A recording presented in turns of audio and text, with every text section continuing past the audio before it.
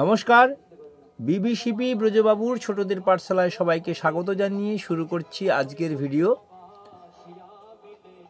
TET পরীক্ষার প্রস্তুতি বিষয়ক আলোচনা, বিষয় অনুশিক্ষণ এবং শিখন দক্ষতা। আমার এই চ্যানেলে প্রাথমিক সিলেবাসের ওপরে প্রচুর ভিডিও দেওয়া আছে, আপনারা আমার ভিডিওগুলি দেখতে পারেন। এবং এখন চলছে টেট পরীক্ষার প্রস্তুতি বিষয়ক আলোচনা। শুরু করছি আজকের আলোচনা। 25-এর দাগ।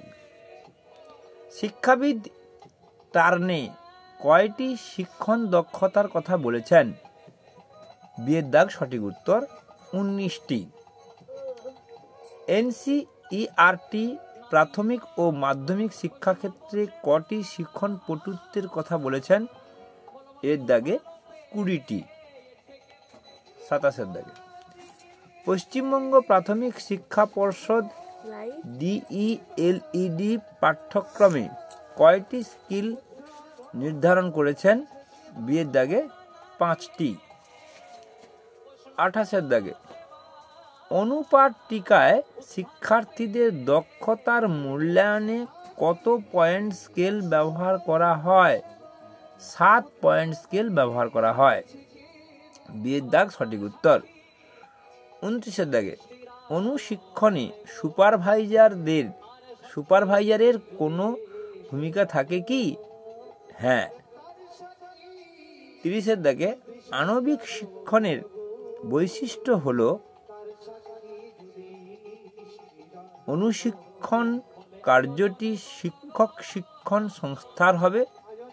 শ্রেণীতে শিক্ষার্থী সহপাঠীগণ শিক্ষার্থীর ভূমিকায় থাকবেন।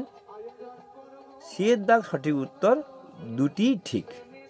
উপরের এ বি 2টি ঠিক, সির দাগে লেখা আছে 2টি ঠিক, তাই সি হলো সঠিক উত্তর। 31-এর দাগে।